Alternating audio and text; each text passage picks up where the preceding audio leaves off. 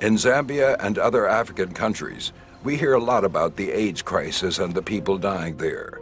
But what we don't hear much about are the children that are left behind. Sometimes a grandparent or an aunt or uncle can help. But when all of the adults in a family have died of AIDS, the children often end up living on the streets. These children are called street kids. They're kids just like you, but they have no homes, and most of them have no parents. In fact, 1 in 5 children in Zambia is an orphan. The disease AIDS has taken away their parents' lives and their normal way of life. They sleep on the streets where it's dirty and dangerous. And with no one to protect them, they're especially vulnerable to physical and mental abuse. You know, you get the police also harassing the kids when they find them sleeping in some places, and sometimes they beat them up quite badly. And then, of course, with the little girls, there's always a danger that they'll be raped.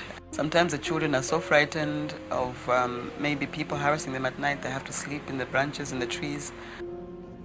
They eat only when they can find food. Some kids have survived on their own for years. Children who live on the streets do not have the money to pay for school fees or uniforms. Many people don't want the street kids in schools because they're afraid of them and look down on them because their parents died of AIDS. Many kids can't go to school because they have to work or beg to survive. Many kids end up on the streets because they're hungry, sick, or depressed and can't concentrate in class. They watch their parents become sick and die.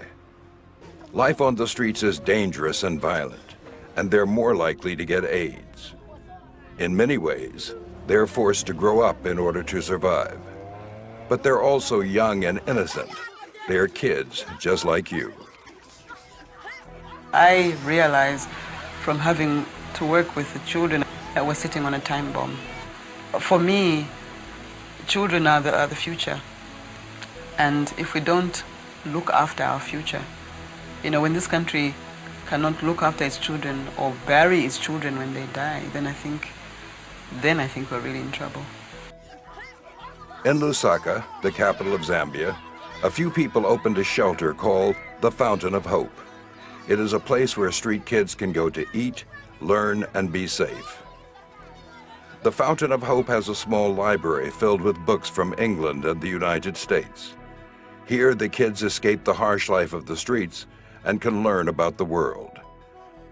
They love to read books, and they take good care of their library. And they especially want to learn English, which is the official language of Zambia, because they know that English is a way off the streets.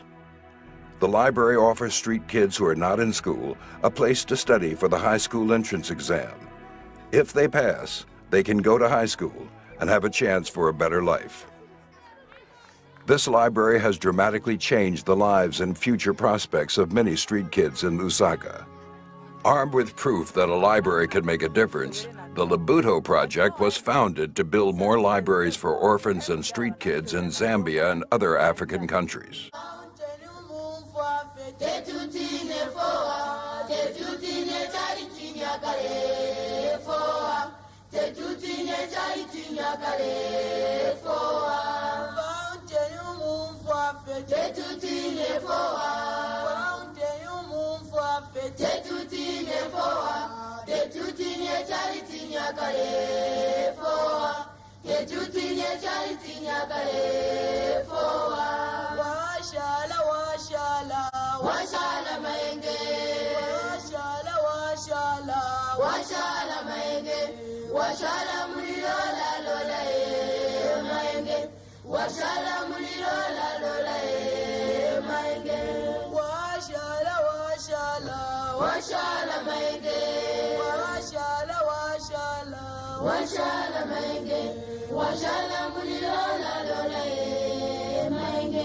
Washala mulilo la lola